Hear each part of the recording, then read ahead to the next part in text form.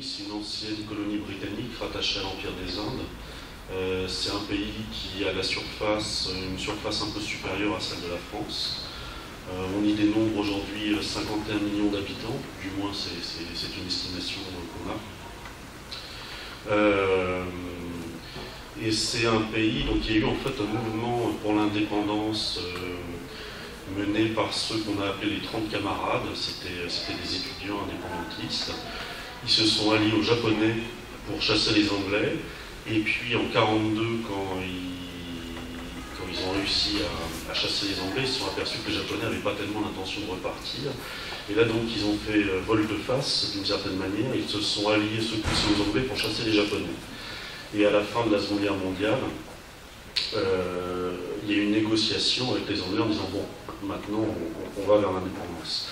Et le héros de cette indépendance, bon, héros entre guillemets, parce que c'est pas mon genre de terme, mais enfin, la figure la plus connue du mouvement pour l'indépendance, qui a négocié les accords qui allaient mener à cette indépendance avec les Britanniques, s'appelait Oksana. Et Oksana donc a négocié les accords pour aller vers l'indépendance. Il a aussi négocié des accords avec un certain nombre de représentants de certaines des plus importantes minorités de Birmanie. Parce qu'en Birmanie, en fait, il y a, pour simplifier, 2 tiers de Birmans, d'ethnie birmane, et un tiers de la population qui est constituée d'autres populations que sont les Karen, les Kachin, les Shan, etc. Et donc, Oksana a discuté avec les représentants de certains de ces groupes, les Shan, les Kachin et les Shin en l'occurrence, il a discuté du modèle d'État qui allait être mis en place avec l'indépendance. Et le souhait des minorités était de bénéficier d'une certaine autonomie, donc qu'on aille vers un modèle d'État fédéral. Il en est résulté des accords qu'on appelle les accords de Panglong, qui font toujours référence, donc ça c'est en 1947.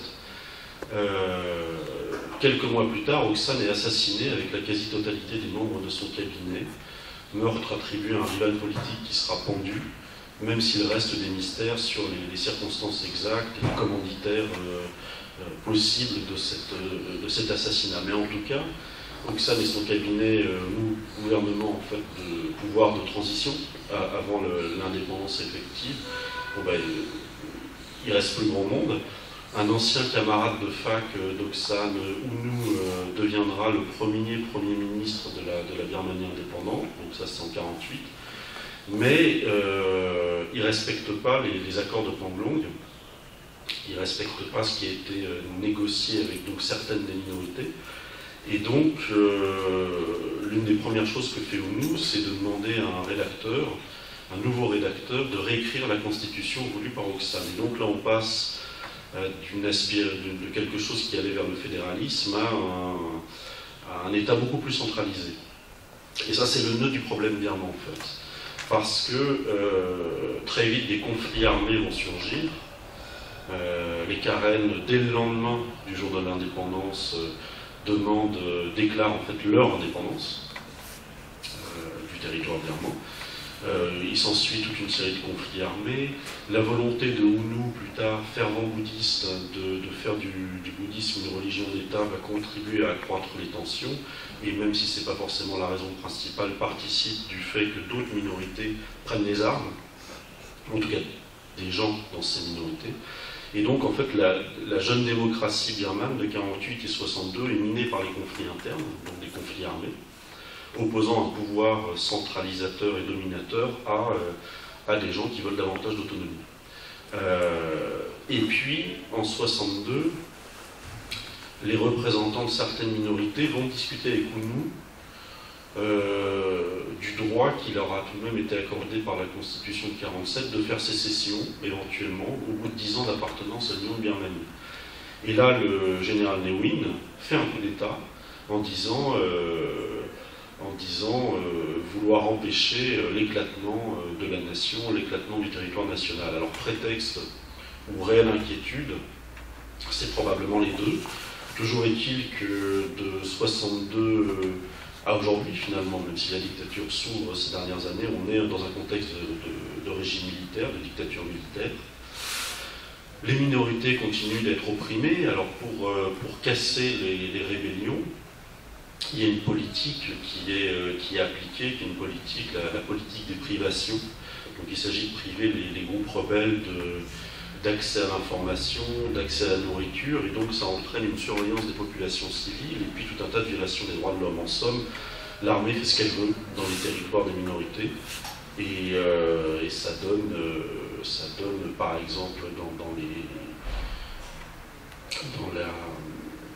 dans les années proches, avant l'ouverture actuelle, en une série d'années, il y a eu plus de villages brûlés et détruits en Birmanie, dans la seule partie est de la Birmanie même, qu'au Darfour, par exemple.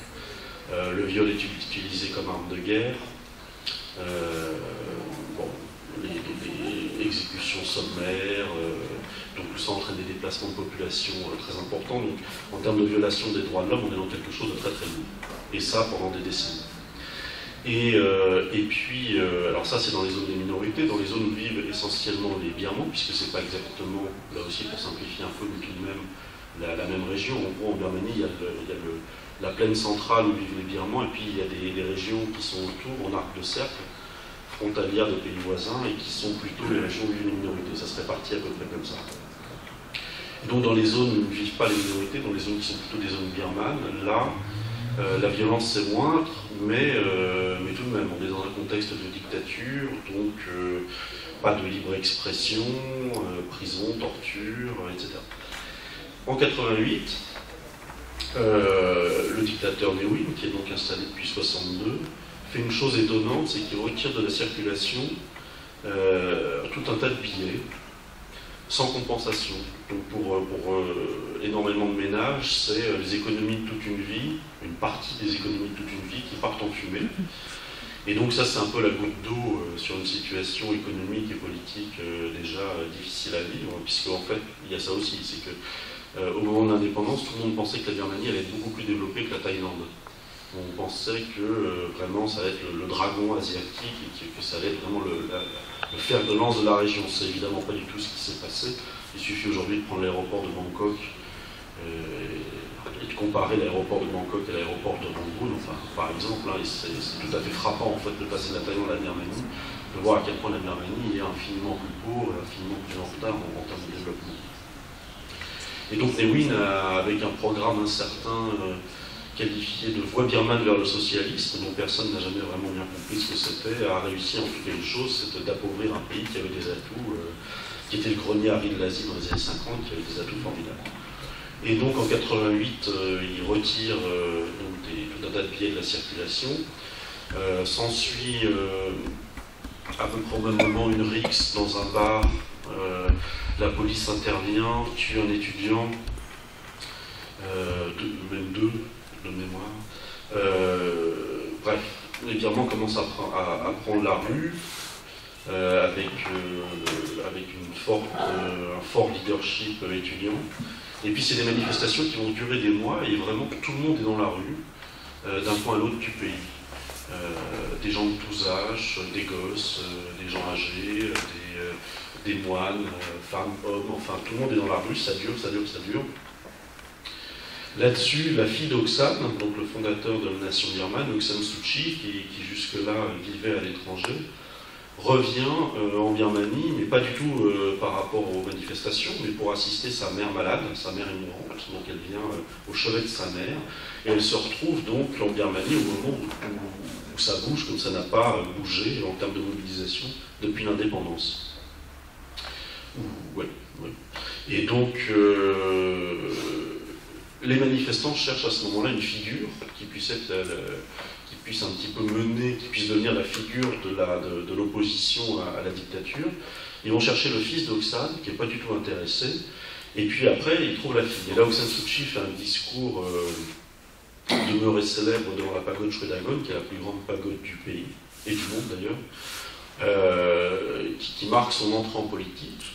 Un peu plus tard, avec d'autres, elle annonce la formation de la Ligue nationale pour la démocratie, et elle devient instantanément, en fait, j'ai envie de dire, mais je crois que quasi instantanément, elle devient l'espoir de, si ce n'est tout un peuple, en tout cas d'une énorme partie de la population. Les manifestations sont réprimées dans le sang.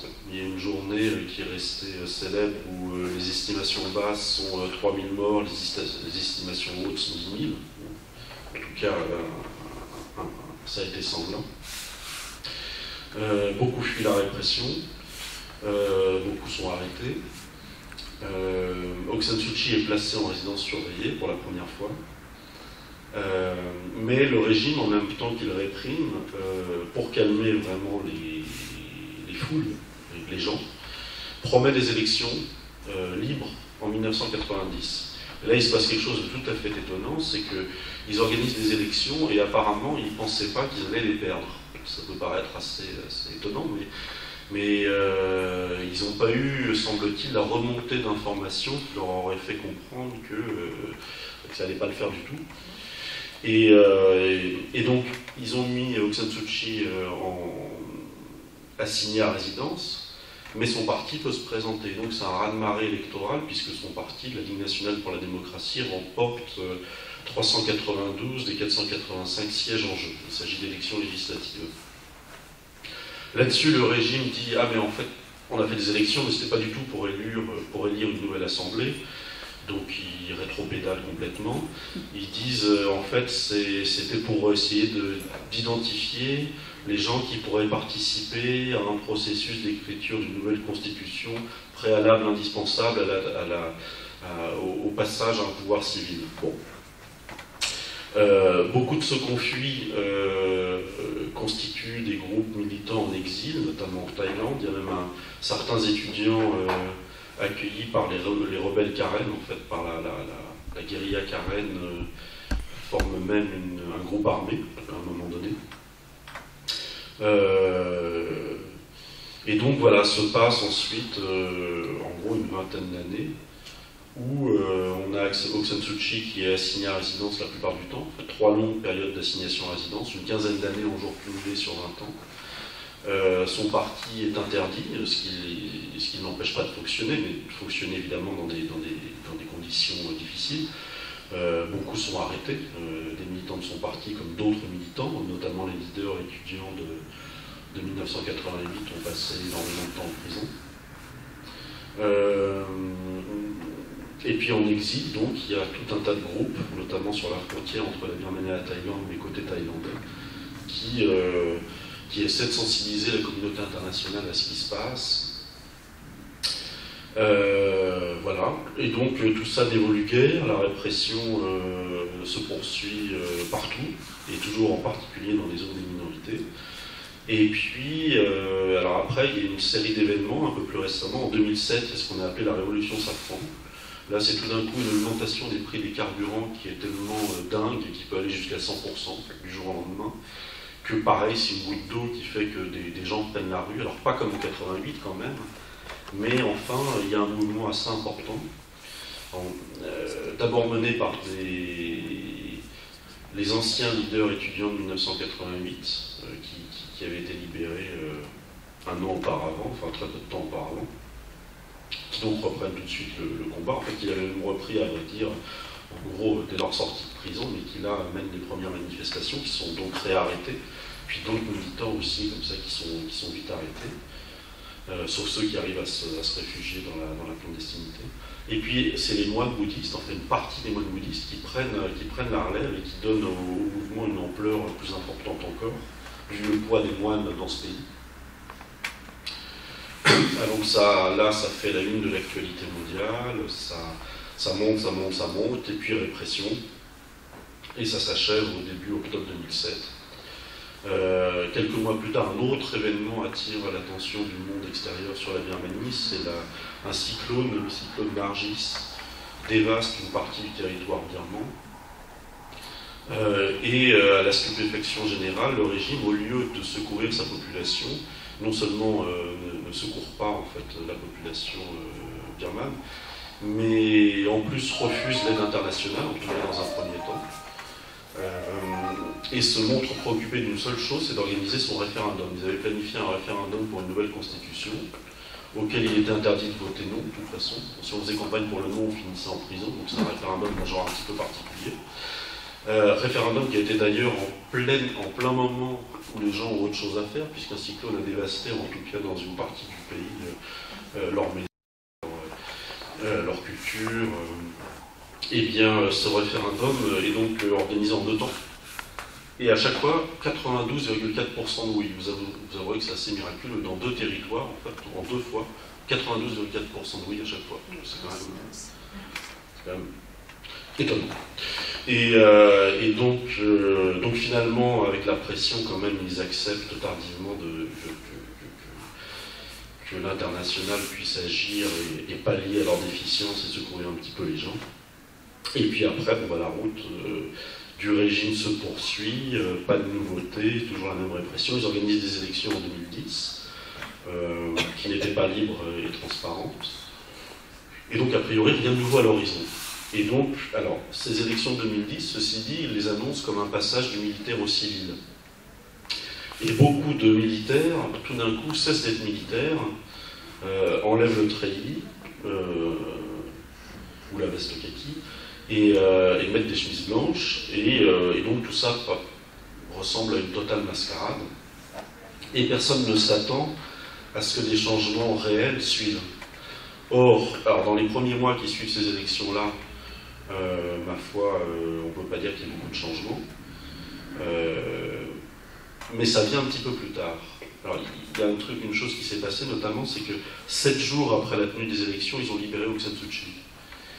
Ça, c'est compliqué pour eux, parce que faire croire qu'ils passent de la dictature à la démocratie comme ils l'annonçaient, sans libérer Aung San Suu Kyi, c'est quand même un peu compliqué, parce que ça fait pas vrai, quoi. Et en même temps, qu'elle soit libre au moment des élections, c'est ennuyeux aussi. Donc ce qu'ils ont fait, c'est qu'ils ont un peu coupé la poire en 2, comme ça. Ils l'ont libérée 7 jours après la tenue des élections, comme ça. Mais une fois qu'elle est dehors, en fait, évidemment, elle reprend la lutte politique immédiatement. Alors, dans un premier temps, il y a des menaces. Le parti d'Aung San Suu Kyi est toujours interdit. Dans la presse de propagande du régime, il y a des espèces d'avertissements, comme quoi, si Aung San Suu Kyi et son parti continuent à rencontrer leurs supporters en province, ils pourront connaître une fin tragique. Il y a des choses comme ça. Et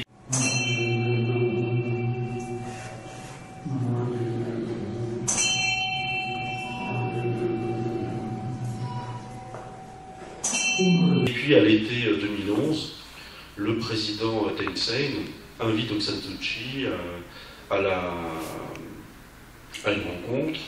Elle s'exprime devant un parterre de militaires qui jusque-là étaient acharnés à sa perte et qui l'écoutent et qui l'applaudissent. Bon. Alors évidemment, on peut toujours se dire que c'est de l'enfumage, mais d'autres choses se passent. Libération d'une première vague de prisonniers politiques, là aussi pas forcément très convaincant, parce que ça fait des années et des années qu'ils libèrent une poignée de prisonniers politiques quand ils sont sous pression internationale notamment, et puis après, en fait, ils en arrêtent un nombre plus conséquent très vite derrière. Donc là aussi, Mais d'autres choses se passent. Un conseiller d'Aung San Suu Kyi, économiste, est appelé par le président pour œuvrer au développement du pays. La censure se relâche sur la presse. Donc il se passe un certain nombre de choses. Et effectivement, on constate qu'il y a un début d'ouverture. Donc assez surprenant, puisque si le régime était sous pression, il n'était pas non plus acculé au moment où il s'ouvre. Donc c'est un petit peu la surprise générale, en tout cas que ça vacille. Et puis ça continue un moment, un peu plus tard, donc il y a des négociations avec Aung San Suu Kyi, mais là il faut comprendre que si le régime veut développer le pays, en fait, reste à savoir si c'est dans l'intérêt de quelques-uns ou dans l'intérêt général, évidemment. S'il veut bénéficier des aides internationales, du retour du FMI, de choses comme ça, c'est totalement infaisable s'ils ne font pas un pas vers la principale opposante, qui est notamment soutenue par l'Occident. Donc ils n'ont pas le choix en fait, ils doivent négocier avec elle un certain nombre de choses, et ils le font. Elle obtient que son parti elle obtient une modification de la loi électorale qui permet à son parti de se présenter à des élections législatives partielles le 1er avril 2012, et donc à ce moment-là, sur 45 sièges en jeu, son parti se présente à 44 endroits et gagne 43 sièges. Elle-même devient députée. On constate que le Parlement n'est pas, comme on pouvait le penser, totalement inféodé au gouvernement. Donc il y a quand même il y a du débat démocratique dans ce Parlement, même si il y a aussi beaucoup de choses à dire, évidemment. Donc voilà, il y a un phénomène d'ouverture comme ça, avec beaucoup de points d'interrogation. Pourquoi sont-ils ouverts? C'est quoi le projet? Jusqu'où ça va aller? Est-ce que ça va continuer comme ça? Est-ce qu'il va y avoir des retours en arrière? Donc il y a tout un tas de questions qui se posent. Et donc on est dans une situation un peu d'entre-deux. On ne peut pas du tout dire qu'on est arrivé en démocratie. Mais on ne peut pas dire non plus, comme certains militants bornés, que rien n'a changé, quoi. On est vraiment dans un entre-deux que tout le monde peine à saisir.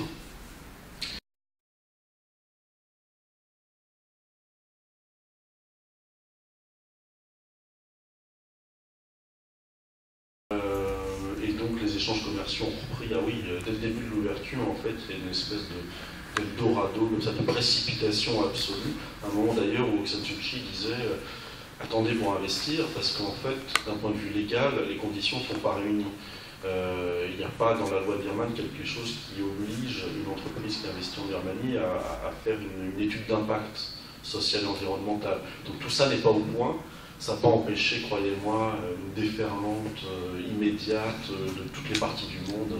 Avec la Chine aussi, non? Ah bah oui, évidemment. Mais la Chine est le dernier investisseur en Birmanie. La Chine est ONU. Ça, voilà, anecdote de mon voyage.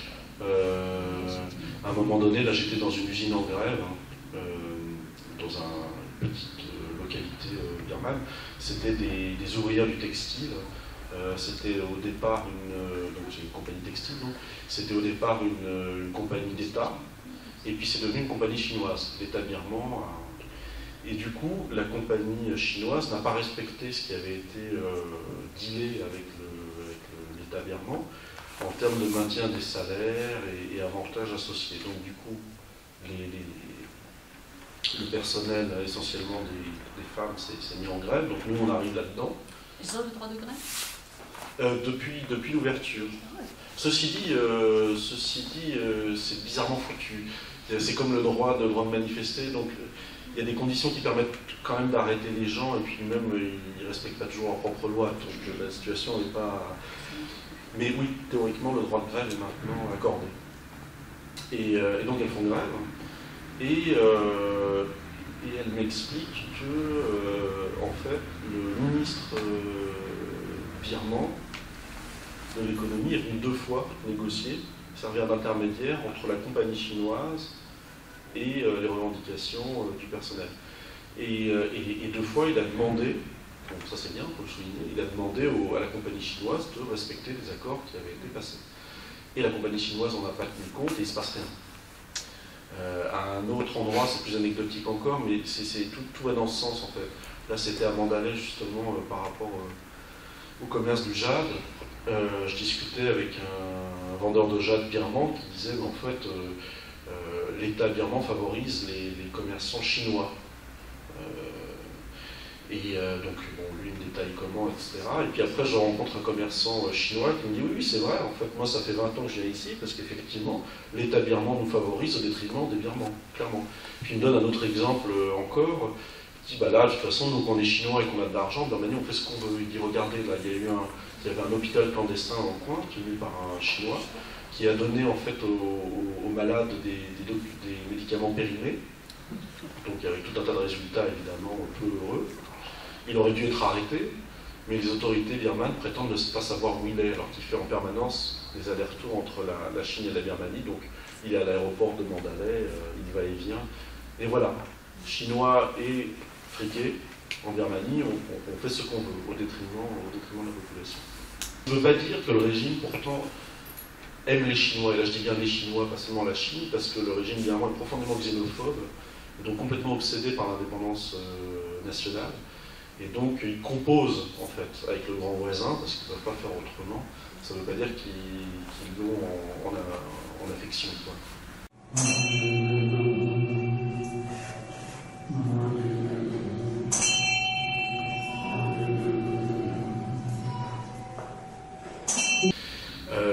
Il va y avoir des élections en octobre ou novembre prochain. On n'a pas encore les dates, mais ce sera fin octobre ou début novembre. Elles seront probablement, si ce n'est entièrement libres et transparentes, elles le seront relativement. Ce sera le plus probable et que ça s'annonce comme quelque chose qui va être beaucoup plus régulier que par le passé. Pour autant, si la quasi-totalité des prisonniers politiques ont été libérés, par exemple, il en reste. Et puis il y a de nouvelles arrestations en ce moment. Il y a un mouvement étudiant tout à fait important en ce moment en Birmanie pour une réforme de l'éducation. Et là, il y a des arrestations par rapport à des questions d'accaparement de terre, aussi des paysans qui manifestent, ou des non-paysans d'ailleurs, mais qui se sont fait aussi voler leurs terres. Il y a des arrestations qui n'ont pas lieu d'être, et on peut qualifier ces nouveaux arrêtés, disons, ces nouveaux détenus de prisonniers politiques. Donc on n'est pas... la presse est plus libre, mais c'est pas non plus toujours évident d'être journaliste en Birmanie. C'est quand même pas, on n'est pas passé à une espèce de... Dans le même temps, bon, il y avait une pratique générale du travail forcé. Là, il y a un vrai effort du régime pour en finir avec ça, salué par l'Organisation internationale du travail. Le recrutement d'enfants soldats, c'était le pays au monde où il y en avait le plus. Là aussi, il y a un vrai effort du régime pour mettre fin à ça. Donc il y a du bon, du moins bon.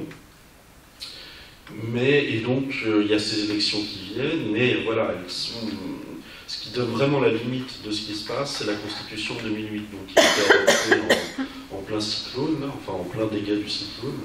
Et cette Constitution, elle est assez bien foutue, parce qu'on se rend compte que ça limite vraiment bien l'ouverture. Donc, pour expliquer un peu comment ça la limite, je vais donner quelques exemples. D'abord, il y a une loi qui fait qu'une personne qui a un conjoint étranger ou a eu, ou qui a des enfants à l'étranger, ne peut pas accéder, ne peut pas être nommé président. Parce qu'en Birmanie, en fait, donc, il n'y a pas de présidentielle, mais il y a des élections législatives, et ensuite le parti gagnant, le parti vainqueur, désigne l'un de ses membres pour devenir président ou présidente. Et donc ça n'a pas été fait seulement en pensant à Aung San Suu Kyi, mais ça a quand même été fait en pensant beaucoup à elle.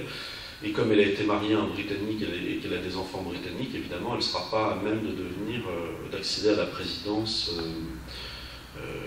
de Birmanie. Autre chose, il faut, pour être président, être un familier des affaires militaires. C'est comme ça que c'est indiqué dans la Constitution. Alors on ne sait pas très bien ce que ça veut dire, mais vraisemblablement ça veut dire militaire ou ancien militaire. Certains ministres de l'Intérieur, ministres des Frontières, de la Défense, ne sont pas nommés par le président et donc ne rendent pas compte au président, mais ils sont nommés par le chef de l'armée. La Constitution précise en outre que le président peut suspendre le gouvernement à tout moment au prétexte d'un péril national qui n'est pas précisé. Quelle est la définition de ce péril national? Donc ça ouvre la porte à tous les possibles. Et donc à ce moment-là, il pourra gouverner avec une instance formée en partie de civils, en partie de militaires, mais avec un militaire de plus par rapport au nombre de civils.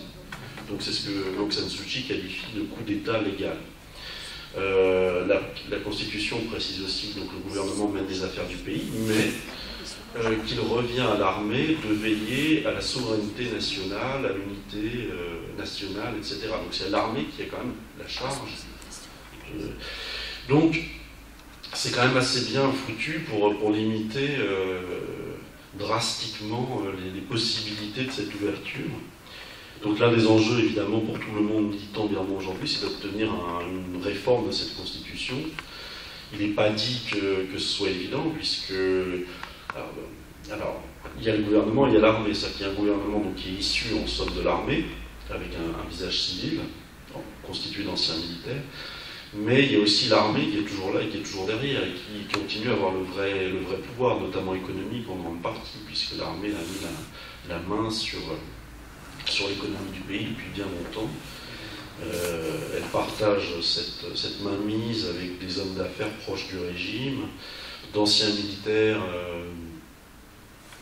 à qui peut-être on a donné comme ça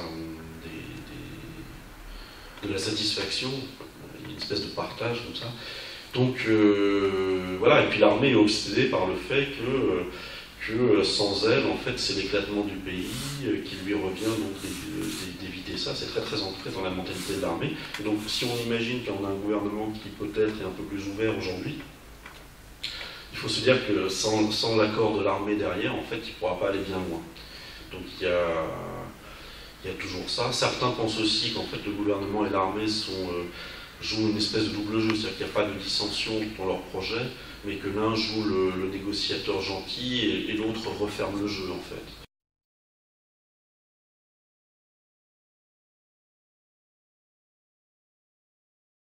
Oui, en fait, c'est un pays essentiellement agricole, c'est un pays très pauvre, mais en fait, la quasi-totalité de la population est, enfin pas loin, est paysanne. Et donc, si c'est des gens qui vivent de peu, il n'y a pas de phénomène de famine, par exemple. Après, les choses qui marchent bien économiquement en Birmanie, c'est le gaz. Le gaz, donc, qui a intéressé Total pour alimenter la Thaïlande à l'époque, mais qui intéresse aussi évidemment beaucoup les grands voisins chinois et indiens, et puis des pays d'Asie du Sud-Est pour leur développement respectif, effréné. Ensuite, il y a des pierres précieuses, le jade notamment. Donc ça, c'est très... les Chinois sont très demandeurs de jade. En Birmanie, par exemple, c'est l'or qui est très prisé, mais en Chine, c'est le jade. Donc il y a un commerce tout à fait important de jade, cultivé dans le nord en fait, de la Birmanie, enfin cultivé, c'est pas le mot, mais extrait dans le nord de la Birmanie, qui passe par la ville de Mandalay, qui est une des grandes villes du pays où il y a tout un commerce, et puis ensuite, hop, qui file en Chine, quoi. Donc c'est des acheteurs chinois essentiellement. Et puis il y a du bois. Donc c'est un peu les trois principaux atouts. Après, en fait, l'économie a été vraiment très mal développée.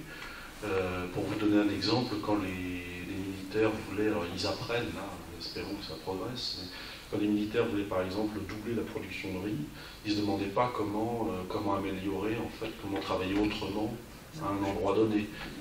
Ils faisaient du riz à côté d'un endroit où on cultivait déjà le riz. Donc ils doublaient, ils faisaient une nouvelle parcelle, quoi, au lieu de se demander comment on s'y prend avec cette parcelle, bon, ils en font une deuxième.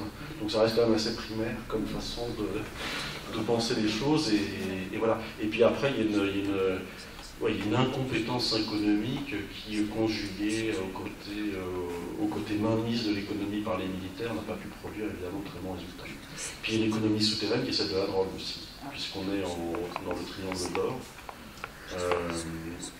avec une grosse production d'abord c'est l'opium, et puis aussi des méthamphétamines, des pilules, qui ont l'avantage... Parce qu'à un moment donné, en fait, on parlait de narcodictature, donc le régime, pour montrer que lui et ses alliés étaient soucieux de résoudre cette question-là, et ils faisaient des démonstrations comme ça il y a quelques années assez spectaculaires où ils brûlaient des champs de pavots. Donc on brûlait les champs de pavots comme ça, avec tout un tas d'observateurs internationaux, voilà. Et puis à côté, évidemment, un peu plus loin, on continue à cultiver. Mais il y a eu un truc, c'est que les pilules, c'est beaucoup plus difficile à repérer par les satellites.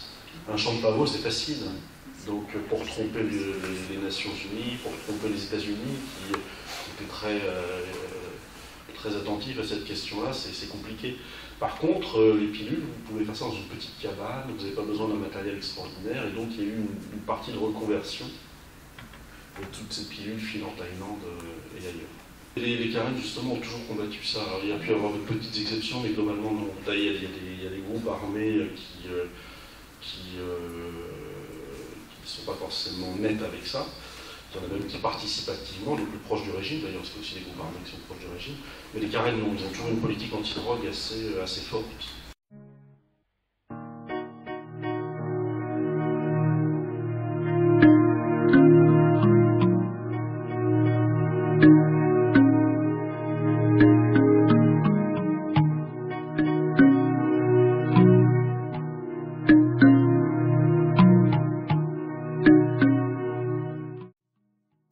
Mais, pour finir sur cette présentation du pays, ce qui demeure comme le problème essentiel, c'est toujours en fait cette question des minorités. Aujourd'hui, il y a un certain nombre de cessez-le-feu avec les groupes armés, mais ces cessez-le-feu, ça ne veut pas dire que la paix est acquise, en fait. Ça veut simplement dire qu'on dépose les armes provisoirement, mais on ne les rend pas. Et dans l'idée qu'il va y avoir des négociations, et donc il y a des négociations en cours entre les différents groupes armés et le gouvernement pour mettre enfin en place un modèle d'État fédéral. Donc on discute de ça.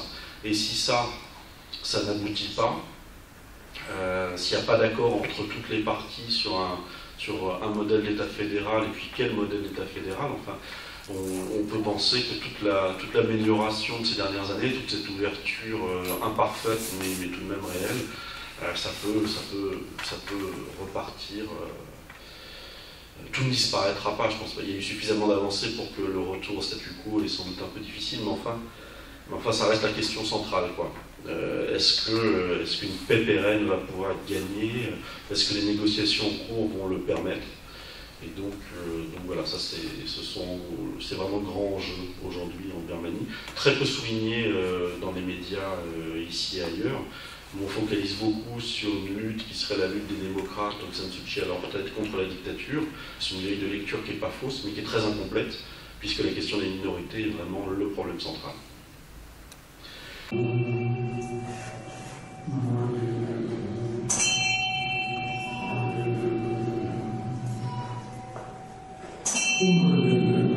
La préoccupation majeure ces temps-ci, c'est cet extrémisme bouddhiste anti-musulman que beaucoup peinent à imaginer ici, parce qu'on a cette image un peu idyllique du moine bouddhiste qui est, et de la religion bouddhiste qui serait imperméable au fondamentalisme, à l'extrémisme, ce qui ne correspond en rien à la réalité en fait, et en Birmanie effectivement il y a un extrémisme bouddhiste avec notamment un personnage qui s'appelle Wiratu, qui est donc un bonze, un moine bouddhiste, et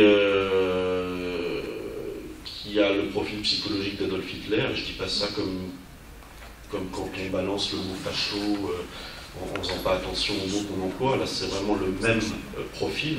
D'ailleurs, dans son mouvement, il y a des gens qui se réfèrent clairement au nazisme en disant on va faire aux musulmans ce que les nazis ont fait aux juifs.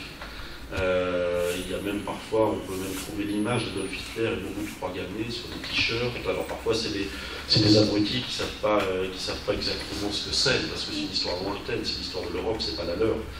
Mais c'est comme nous, on connaît très mal finalement l'histoire du fascisme japonais, on en sait finalement peu de choses. Mais certains savent très bien de quoi ils parlent quand ils brandissent le portrait d'Hitler.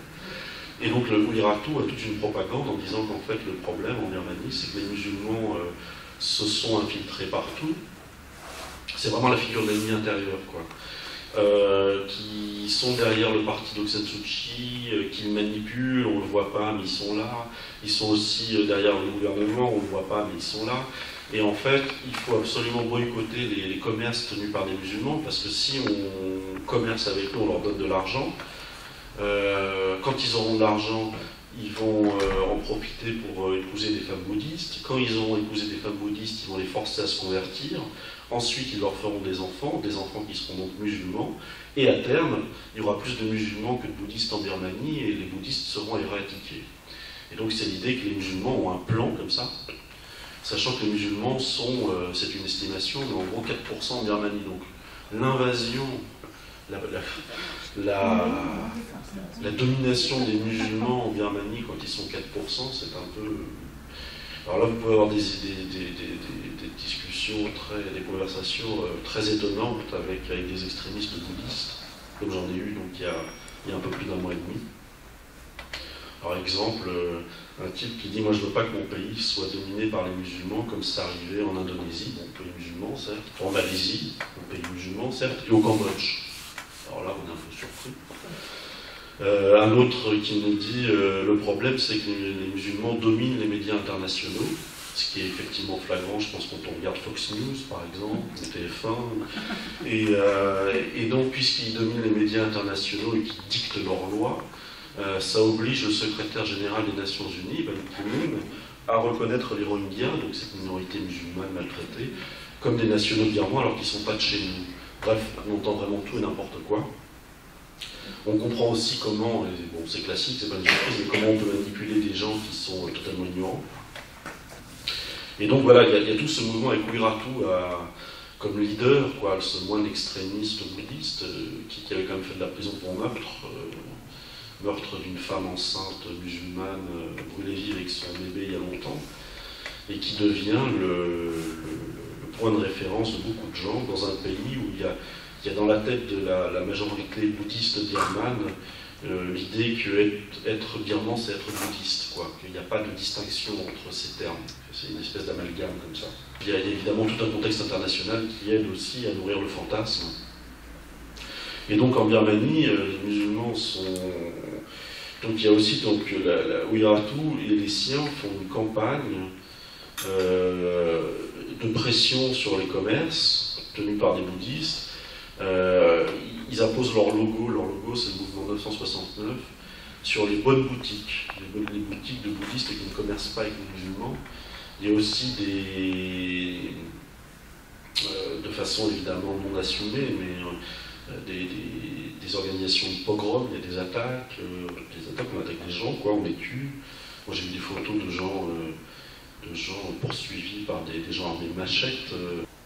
Voilà, donc il y a ça qui est très inquiétant, et c'est d'autant plus inquiétant que le gouvernement birman n'aime pas non plus les musulmans, et en particulier les Rohingyas, et on ne peut pas dire qu'ils fassent grand-chose pour calmer cet extrémisme, d'une part.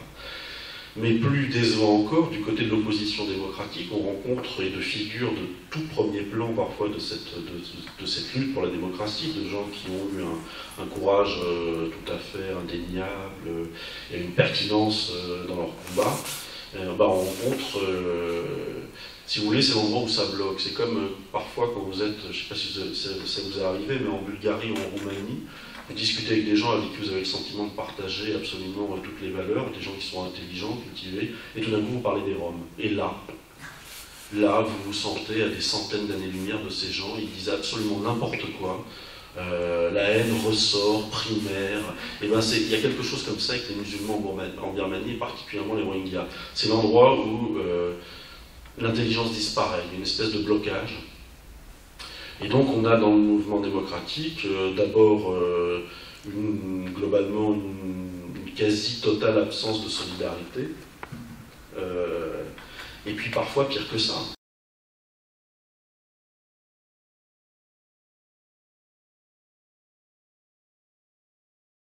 En Birmanie, il y a donc des musulmans, il y a des minorités en fait chrétiennes et musulmanes principalement.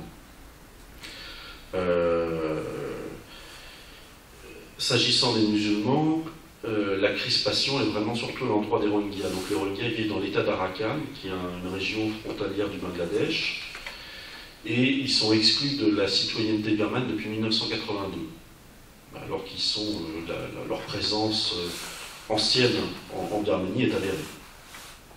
Et elle pourrait même être, selon certaines hypothèses, plus ancienne que celle des bouddhistes d'ailleurs, mais enfin bon. Et donc, ils sont exclus, ils sont des apatrides dans leur propre pays depuis 1982. C'est une minorité quand même considérée par l'ONU comme l'une des plus opprimées au monde. Et ils sont privés de tous leurs droits. Le droit de se déplacer librement d'un village à l'autre, le droit de se marier on veut limiter leur naissance, enfin, et puis ils sont soumis à l'arbitraire général des autorités locales, mais même des citoyens bouddhistes. Ils subissent une situation qui est difficilement imaginable. Et beaucoup fuient le pays. Et là, il s'est passé une chose en 2012, c'est qu'une jeune femme bouddhiste dans la région où vivent aussi ces Rohingyas a été violée et tuée. Le meurtre a été attribué à des Rohingyas. Du coup, en représailles, des bouddhistes ont attaqué des musulmans. Et puis, il y a une espèce de phénomène de représailles en représailles, d'affrontements comme ça intercommunautaires, dont les Rohingyas ont été les principales victimes, avec parfois la police qui, au lieu de calmer le jeu, contribue à tirer sur les Rohingyas. Et puis bon, bah, ça aboutit, en gros, les estimations là, que j'ai en tête, c'est au moins 280 morts, 100 000 personnes déplacées côté Rohingya, et 140 000 vivent maintenant dans des camps. Donc, ils ont été déplacés de chez eux. Le régime ne les aide pas du tout à se réinstaller chez eux, mais les garde dans des camps où il manque de tout, de nourriture, de soins médicaux, d'abris dignes de ce nom. Une représentante des Nations Unies qui en a vu d'autres disait « ce sont les pires camps que j'ai vus de ma vie ». Le président Thein, le président birman, à un moment donné, parlait du fait effectivement de les expulser. Donc il y a toujours cette volonté de se débarrasser de ces gens qu'on se refuse à considérer comme étant des nationaux de Birmanie.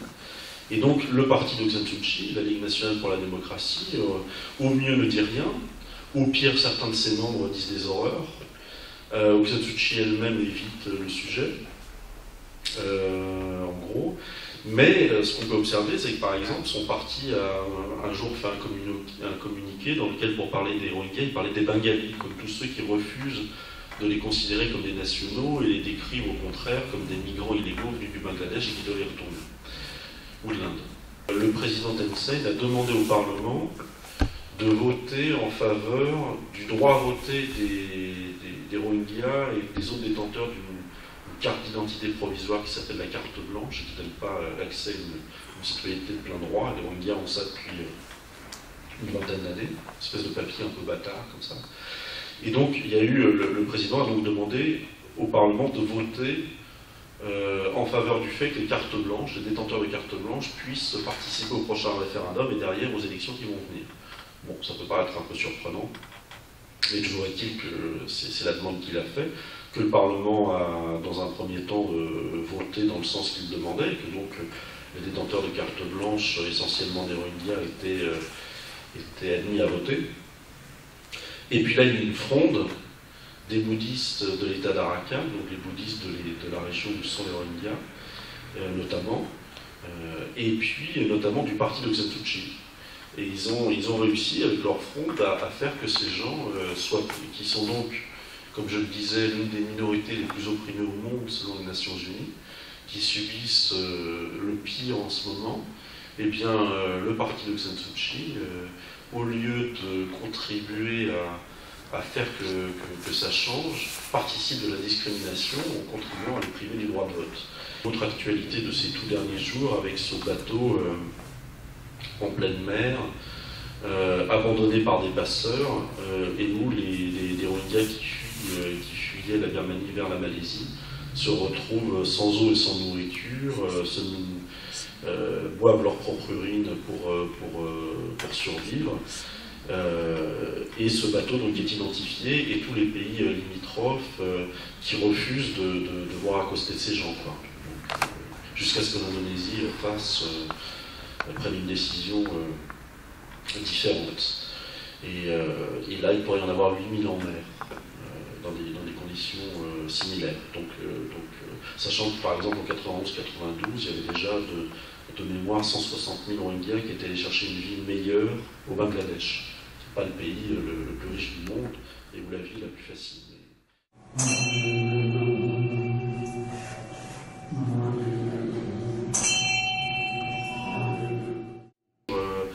Donc c'est une série d'entretiens avec 7 femmes de Birmanie. Moi, ce qui m'intéressait, c'est qu'en fait, le mouvement démocratique birman est quand même dominé par les hommes. Et donc c'est des femmes qui doivent à la fois, qui participent du combat commun contre la dictature, et qui sont, là pour certaines d'entre elles, c'est des figures de tout premier plan en fait, on vient mais elles doivent aussi s'imposer d'abord, ou en même temps dans un mouvement démocratique qui est dominé par les hommes. C'est ce double aspect qui m'intéressait. Et donc ces entretiens où en fait avec elles je retrace leur parcours, comment elles se sont engagées, pourquoi et sur quoi elles travaillent. Donc il y en a une qui est plutôt sur des questions syndicales, une autre qui est une artiste engagée, une troisième c'est encore autre chose. Et des personnes qui n'ont jamais quitté la Birmanie, comme des personnes qui ont surtout connu l'exil. Donc du coup, c'est pour avoir un panorama un petit peu complet en fait.